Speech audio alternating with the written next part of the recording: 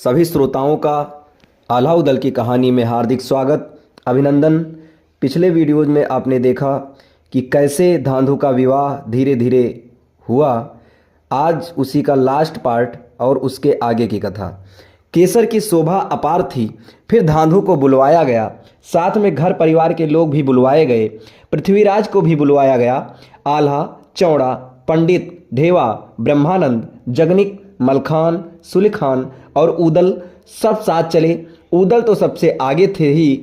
खूब नाच करके घोड़ों ने दिखाया। द्वार पर ही पंडितों ने स्वागत में श्लोक उच्चारण किया। धांधु को वेदी पर बिठाया गया।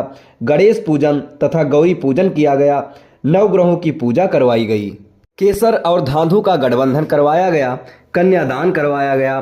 भांवर पड़नी जैसे ही शुरू हुई, मोती ने तलवार खींच ली, पर उदल सावधान था। उसने तुरंत ढाल अड़ा दी।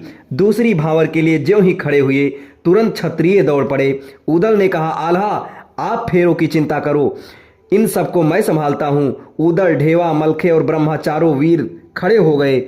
सबका मुकाबला किया गया और सबको मारकर भगा दिया गया। इधर भांवरें पूरी हुई। राजा रणधीर ने बेटी केसर को डोली में बिठाया।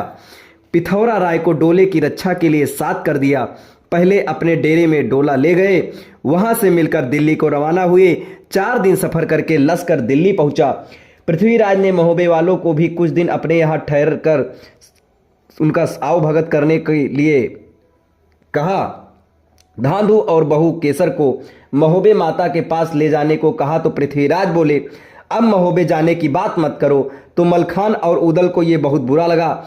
उन्होंने कहा, क्या भूल गए कि रानी मल्हना के पास ही चिट्ठी आई थी? उसी ने हमको बुखारे भेजा था। इसलिए माता मल्हना के दर्शन करवाकर हम इन्हें दूल्हा दुल्हन वापस दिल्ली भेज देंगे।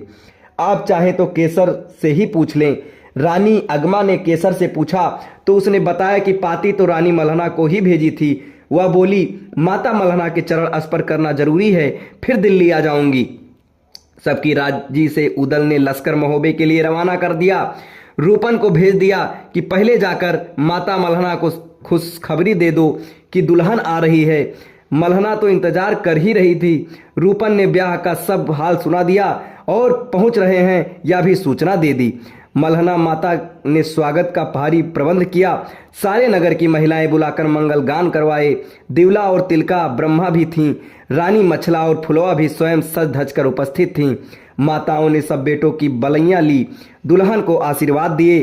धांधु और केसर ने सभी माताओं के चरण स्पर्श किए। केसर ने कहा, माता, आपने बड़ी कृपा की जो मेरे स्वामी के प्राण बचाए।